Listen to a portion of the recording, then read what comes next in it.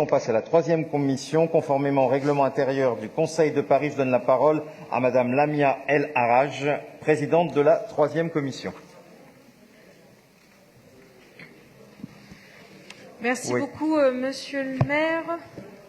Est-ce que Patrick arrive, je pense? Chers collègues, la troisième commission s'est tenue lundi dernier de façon dématérialisée. Tous les adjoints étaient présents et ont présenté leur délibération. En veille de débat sur le budget, l'ensemble des présentations qui nous ont été faites visaient à expliciter les éléments budgétaires inhérents à chaque délégation et le contexte particulier dans lequel s'inscrit ce budget dans cette année 2020.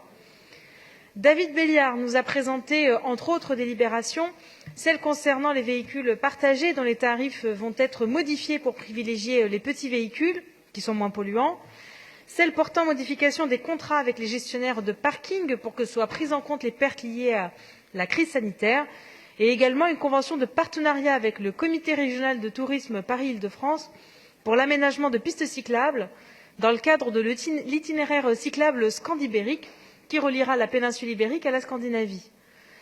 C'est une excellente nouvelle, en lien avec nos engagements politiques en faveur du climat et du développement des mobilités dites douces. S'inscrire dans des itinéraires cyclables transeuropéens permet d'envisager de nouvelles formes de découverte touristique.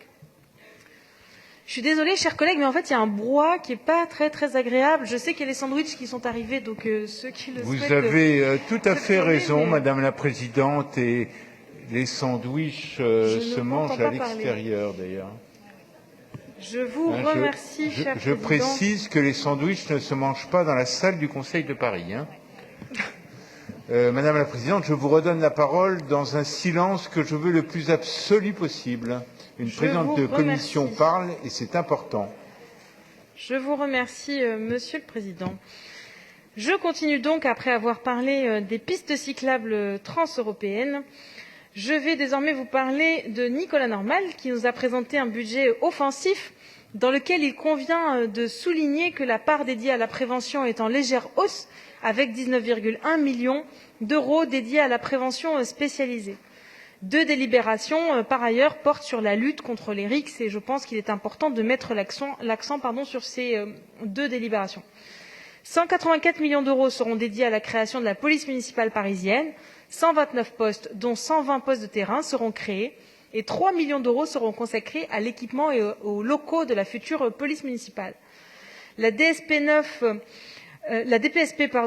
a été retirée puisqu'à ce jour, des discussions sont toujours en cours avec le CNFPT sur la question de la formation des futurs policiers municipaux et vous savez combien nous sommes attachés à ce point-là et à la qualité de cette formation. Ces derniers feront l'objet, comme nous nous y sommes engagés, d'une formation spécifique et complète qui nous permettra de décliner notre vision de la police de proximité dont ont besoin nos quartiers.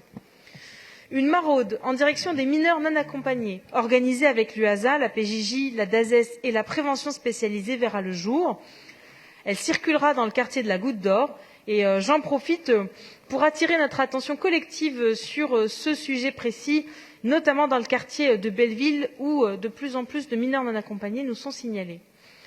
Christophe Nadjowski nous a présenté deux délibérations, dont l'une va permettre de poursuivre la labellisation de certains espaces verts parisiens et en refuge par la Ligue de protection des oiseaux, et l'autre sur la prolongation du partenariat avec les Amis du Jardin du Ruisseau dans le 18e.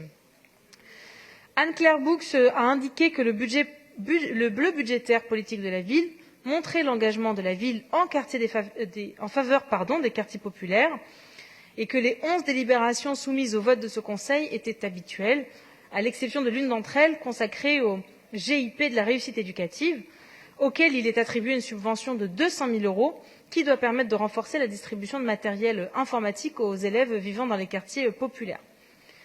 Colombe-Brossel a pour sa part mis en valeur une délibération sur les relations avec la RATP durant les travaux du bassin de récupération des eaux pluviales d'Austerlitz, qui doit permettre à terme d'améliorer la qualité de l'eau de la Seine pour que l'on puisse se baigner dedans. Elle a également évoqué une subvention commune à la DPE et à la DJRE, à Acted, pour une intervention d'urgence au Kurdistan irakien.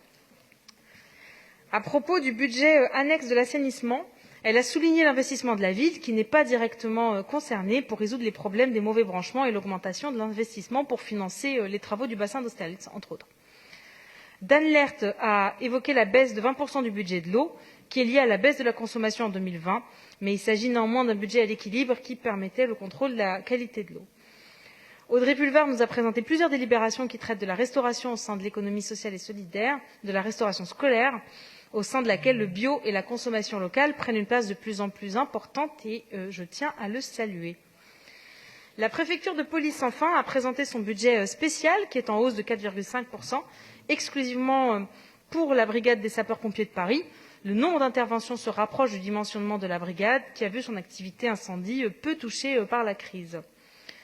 S'est tenue ensuite l'audition de Dan Lert dans la continuité des travaux que nous avons amorcés récemment, lors de notre dernière réunion de commission en novembre dernier, et ce, à l'occasion des 5 ans de l'accord de Paris sur le climat. Il a souligné le fait que la France ne respectait pas ses engagements et qu'il fallait actionner tous les leviers pour que les résultats soient meilleurs. Les villes sont les territoires des actions et des solutions. Notre ville est sur la bonne voie, en lien avec les 3 plans climat, mais il faut continuer à baisser les émissions et pour cela accélérer dans tous les domaines. Je vais conclure. Les grands chantiers de la mandature, la végétalisation, l'alimentation durable, la transition écologique du bâti ou du développement des énergies renouvelables permettront de relever ce défi d'accélération. Et enfin, mon dernier mot, notre ville fait preuve d'un volontarisme politique important, contrairement au gouvernement, qui, lui, aurait les moyens d'agir à l'échelle de l'ensemble du pays, mais qui fait des choix différents. C'est sûr qu'il est plus utile de continuer à courir après une chimère de réforme des retraites pour achever de fracturer notre société plutôt que d'agir très concrètement pour l'avenir de nos enfants. Je vous remercie.